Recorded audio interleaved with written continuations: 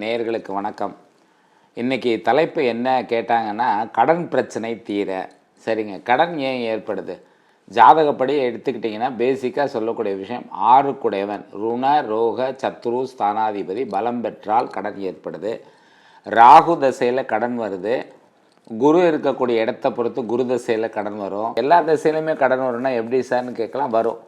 ஆனால் அந்த கடனில் பார்த்தீங்கன்னா உண்மையை சொல்லணுன்னா, பேசிக்காக 10 பேர் கடன் வாங்கினவங்க வந்தாங்கன்னா 5 பேர் தான் அடிப்படையாக கடன் தேவைன்னு வாங்கியிருப்பாங்க. மிச்சம் 5 பேர் அவங்களுடைய படோடபமான வாழ்க்கை, அதாவது என்ன சொல்கிறதுன்னா லக்ஸரியான வாழ்க்கைக்காக தான் கடன் வாங்கியிருப்பாங்க. இந்த கடனோட அடிப்படையை நம்ம முதல்ல புரிஞ்சுக்கிட்டாவே பாதி பேர் கடன் வராது. முதல்ல வராதுக்கான வழி, அப்புறம் தீர்றதுக்கான வழி. அடிப்படை என்னன்னு சொல்லி பார்த்தீங்கன்னா, யாரோ ஒருத்தர் வீடு வாங்கிடுவாங்க. அவங்கள பார்த்து இவரும் வீடு வாங்கணும்னு சொல்லிட்டு 10 லட்ச ரூபா கொடுத்துட்டு 60 லட்ச ரூபாய்க்கு வீடு வாங்குவார். 50 லட்ச ரூபா கடன் வாங்கியிருப்பார் பேங்க்கில். அப்போ அது யாரோட வீடு? பேங்க் அவரோட வீடு. இதையும் பல முறை சொல்லியிருக்கோம். ஒரு கார் வாங்கணும்னு ஆசைப்படுறாங்க. கார் தேவையான்னு பார்க்கணும், எவ்வளோ யூஸ் பண்ண போகிறோன்னு பார்க்கணும், அதுக்கான டிப்ரிஷியேஷன் என்னன்னு பார்க்கணும். நீங்கள் கார் வச்சுக்கிறதுனா நான் குறையே சொல்ல. நிறைய பேர் தேவையில்லாமல் கார் வாங்கி ஓட்டாமல் வச்சுருப்பாங்க. அது ஒரு மன அமைப்பு தான். அவர் வாங்கிட்டார், எங்கள் அண்ணன் வாங்கிட்டார், எங்கள் சித்தப்பா வாங்கிட்டார், எங்கள் பக்கத்து வீட்டுக்கார் வாங்கிட்டார், என் ஒய்ஃபோட தம்பி வாங்கிட்டாருன்னு சொல்லிட்டு வாங்குவாங்க. சரி, கார் வாங்கும்போது என்ன பண்ணுறாங்கன்னா, 12 லட்ச ரூபா ஒரு காருன்னா 3 லட்ச ரூபா கொடுத்துட்டு 9 லட்ச ரூபா கடன் வாங்குறோம். அப்போ அது யாரோட காரு? ப்ரைவேட் ஃபைனான்ஸில் வாங்கி அதுக்கு வட்டி கட்டிட்டு போகிறாங்க. இதெல்லாம் தேவையில்லாத கடன். இந்த மாதிரி வாங்கக்கூடாது. ஒரு கல்யாணத்துக்காக கடன் வாங்கினேன் சார், இன்சூரன்ஸ் போட மறந்துட்டேன், உடல்நலத்துக்காக கடன் வாங்கினேன், அடுத்தது பிள்ளைகளோட படிப்புக்காக கடன் வாங்கினேன், இந்த மாதிரி அத்தியாவசியமான கடன் வாங்கிட்டேன் சார், இந்த பணம் வரும்னு வாங்கினேன், ஆனால் அது வராமல் போயிடுச்சு, நான் மாட்டிட்டேன். எங்கள் அப்பா தருவார்னு வாங்கினேன், எங்கள் மாமா தருவார்னு வாங்கினேன், எங்கள் மாமியார் தருவாங்கன்னு வாங்கினேன், ஆனால் அது என்னால் தீர்க்க முடியலை. அப்படிங்கிறவங்களுக்கு வழிமுறை எல்லாமே சாஸ்திரத்தில் இருக்கிறது, கடன் தீர.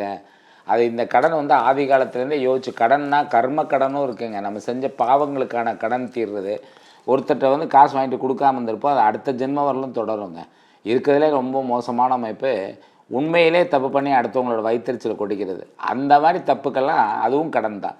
ஸோ இந்த மாதிரி கடன் தீர்றதுக்கு நிறைய பரிகாரங்கள் கொடுத்துருக்கேன். அபிராமி அந்தாதியில் அதுக்கான பாடல்கள் இருக்குது, திருப்புகளில் அதுக்கான பாடல்கள் இருக்குது. அதை நீங்கள் பார்த்தீங்கன்னாவே தெரியும். இதெல்லாம் நான் விவரமாக சொல்லணுங்கிற அவசியம் இல்லை. ஆனால் இருக்கிறதுலே ரொம்ப பெஸ்ட்டு பார்த்தீங்கன்னா லக்ஷ்மி நரசிம்மர்து ருண நிவாரண ஸ்தோத்திரம் தான். அந்த ருண நிவாரண ஸ்தோத்திரம் தேவதாகாரிய சித்தியத்தம்னு ஆரம்பிக்கும். அந்த ஸ்தோத்திரத்தை அந்த ஸ்லோகங்களை திரும்ப திரும்ப திரும்ப ஒரு நாளைக்கு 3 முறை படிச்சுக்கிட்டே வந்தீங்கன்னா கடன் தீர்றதுக்கான வாய்ப்பு இருக்குது. 1.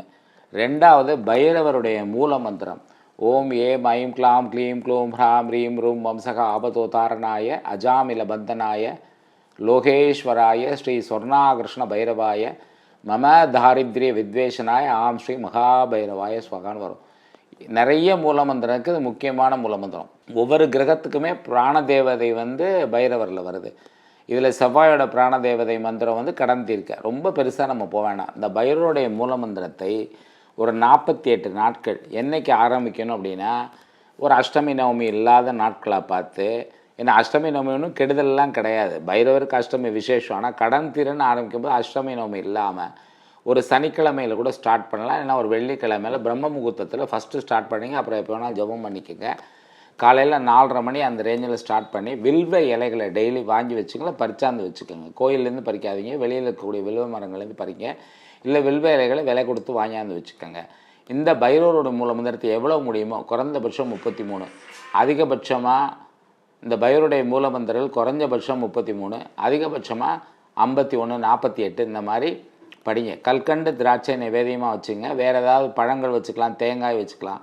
டெய்லி இந்த பைரவருடைய மூலமந்திரத்தை சொல்லி சொல்லி ஒரு 48 நாள் ஜபம் பண்ணிங்கன்னா கண்டிப்பாக உங்களுக்கு கடன் தீர்றதுக்கான வாய்ப்பு இருக்குங்க. இது 2வது பரிகாரம்.